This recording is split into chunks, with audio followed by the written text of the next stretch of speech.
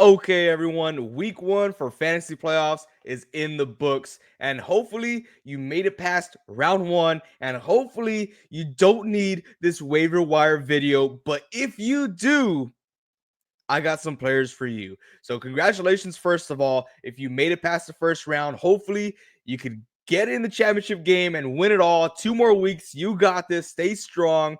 But we got some waiver wire pickups just in case you need some players. I know I do. I'm in a double quarterback league, and Patrick Mahomes may be missing some time. So, as always, we start off with quarterbacks. We keep these videos short and simple, just the way y'all like them. So, number one fantasy quarterbacks is Aaron Rodgers. Yes, Aaron Rodgers. I'm not the biggest fan of his, but don't look now. He's back. I'm not going to say he's back. Okay. I'm not going to go that far, but Aaron Rodgers is a pretty decent streaming option. He's looked great these past few weeks, but last week he really tears it up. It looks like him and Devontae Adams have a great connection going on. And they are going up against the Los Angeles Rams, who don't have the greatest defense. So Aaron Rodgers can be a great streaming option for you. And I don't want to hear about Brock Purdy's performance with the Rams. We're not going to talk about that right now. Okay, different game. Okay, we're moving on. Up next, we got Cooper Rush from the Dallas Cowboys. And I'm not saying that Dallas made a mistake in signing Dak Prescott, but Cooper Rush looks pretty good. He doesn't look bad. He's only rostered in 11% of leagues. So if you are in one of those deep leagues and everyone's holding, starting two quarterbacks and holding an extra on the bench, this might be your guy to pick up, right? So he is averaging around 15 points. He's going against Tampa Bay. It's going to be a tough game, but that just means he's going to have to air out the ball and rely on CeeDee Lamb, who's getting healthier by the week. So I like Cooper Rush as a good streaming option.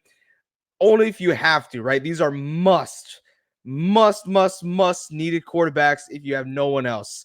So after that, let's get into running backs. Number one, we're going to talk about Kendra Miller from the New Orleans Saints. Alvin Kamara does go down with the injury. It is heartbreaking. I have him in 2 leagues. Thank you for the points, but man, I hope you get healthy. But in reality, he has no rush to come back for the Saints. They're not working towards anything. He's not playing towards anything. So Miller might have a game all to himself. And if he does, he's going to be the bell cow in that backfield. Now, am I going to say that he's going to put up Alvin Kamara points? No, not even close. But he can be a good fill-in for one of those deeper leagues. And speaking of deeper leagues, we got Jerome Ford up next. We see the unfortunate injury with Nick Chubb. So Jerome Ford is back in the lead spot.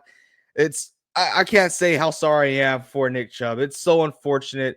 This guy works his tail end off, but it's football. It happens. There are injuries. Jerome Ford is the guy to come back and get that workload. Now the offense does not look that great, so I'm not super excited about him, but he is an option out there for you.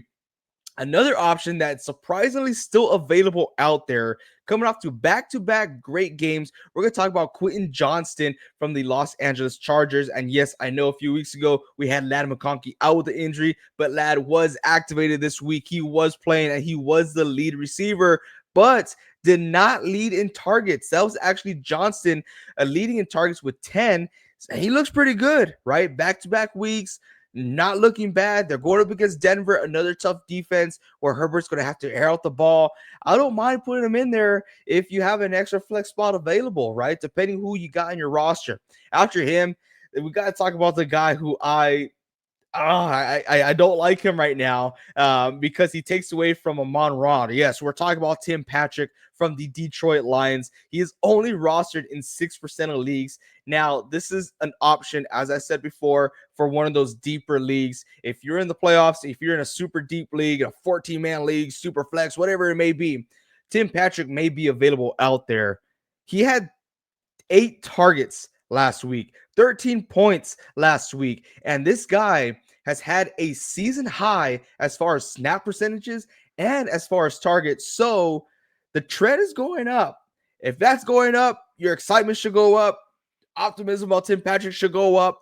If you're in a deep league, you need a fill-in spot. Tim Patrick may be your guy. Now we're going to go into tight ends. I'm going to talk about one tight end here, and we're going to take advantage of the injury situation in Jacksonville. Evan Ingram, he's out. He's no longer to be playing this season. So we're going to talk about Brenton Strange, and I know. You got Mac Jones, that offense. That offense is not looking great.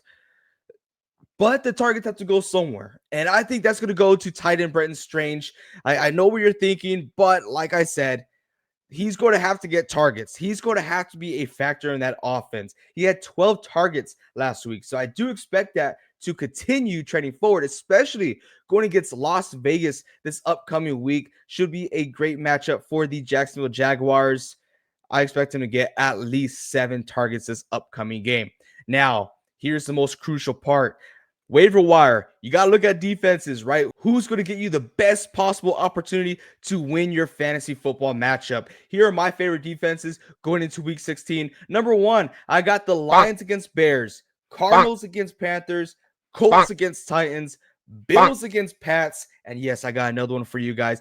Packers going up against the Saints. Those are my favorite defenses. Of course, if you have any questions whatsoever, please leave it down in the comment section or join our Discord. Ask there. We will be live tonight here on YouTube as well as TikTok. So come check us out. Ask us questions. We'll be more than happy to answer every single one of them. And that's a promise. So thank you all so much. And as we always say here on this channel, keep on grinding.